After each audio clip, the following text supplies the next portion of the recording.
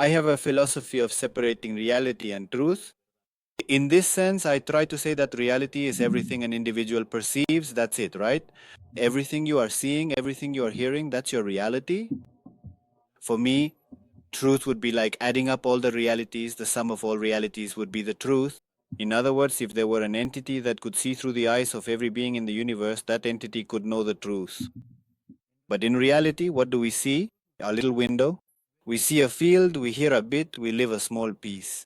It's good to have a varied perspective to say, I'm going to accept that what I know is what I have perceived, and that many other things, as Karl Popper said, knowledge is conjectural.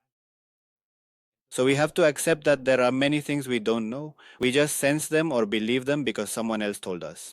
Also, if we didn't believe anyone, we wouldn't be able to know anything. Nothing would exist except. But we also have to understand that those models can. There's something called eisegesis, which is when each researcher or philosopher brings their own worldview into it. In other words, science itself may be impartial, but the researcher is not. For example, science itself may be impartial, but if your researcher is a racist, then you end up with things like measurements of the superior race, and science has supported all kinds of strange things or things that have later changed. They've even given the Nobel Prize to the person who invented trepanation, just as an example, especially because we're talking about a construction induced by a system, so that construction also distorts the vision of a society or a planet. And I also see it as a kind of dogma. Like a dogma, you have to believe this because that's just how it is.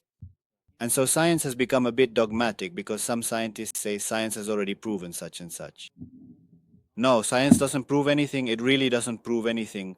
All that happens is you observe something and say, I have a theory that what I'm observing happens because of this, but it could just as well be happening for another reason. For example, gravity. That's what I was going to say.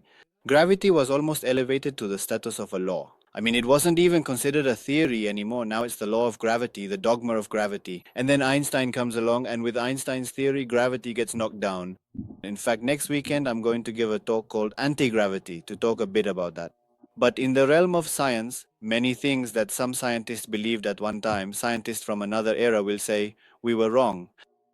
And just by percentages, we could guess that maybe 30% of modern science is wrong, or that in the future they'll say it wasn't exactly like that.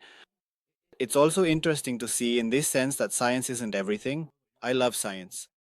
But there are also times when scientists start to talk a bit like religious people with dogma, right? I used to have an example like, let's say, the hollow earth. No, it's like this. I would sometimes ask my students as a thought exercise, okay, is the earth hollow, yes or no?